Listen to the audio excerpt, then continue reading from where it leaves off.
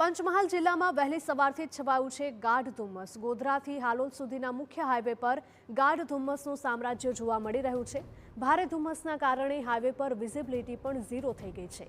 વાહન ચાલકોને હાઈવે પર ધુમ્મસના કારણે વાહન ચલાવવામાં પણ મુશ્કેલી પડી રહી છે, તો ગ્રામ્ય વિસ્તારોમાં પણ પથરાઈ છે ધુમ્મસની સફેદ ચાદર।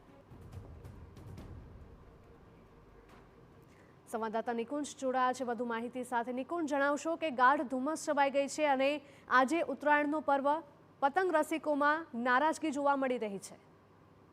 હા, ચોક્કસથી પંચમહાલ જિલ્લાની વાત કરવામાં આવે તો પંચમહાલ જિલ્લાના ગોધરાથી હાલોલ વચ્ચેનો જે માર્ગ છે તેના વિસ્તારની અંદર વહેલી સવારથી જ ગાઢ ધુમ્મસના દ્રશ્યો સર્જાયા હતા। ઝીરો વિઝિબિલિટી એ જવા પામી હતી, જેને લઈને જે વાહન ચાલકો છે તે ભારે મુશ્કેલીમાં મુકાયા હતા। તો સાથે સાથે ધુમ્મસને લઈને જે આજે ઉત્તરાયણનો તહેવાર છે ત્યારે જે પતંગ રસિકો છે તેઓમાં પણ ઝીરો વિઝિબિલિટી લઈને ક્યાંક ને ક્યાંક નારાજગી જોવા મળી રહી હતી।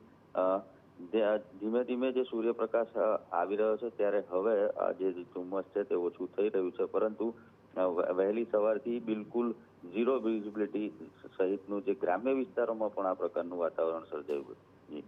નિકુંજ, માહિતી બદલ આપનો આભાર।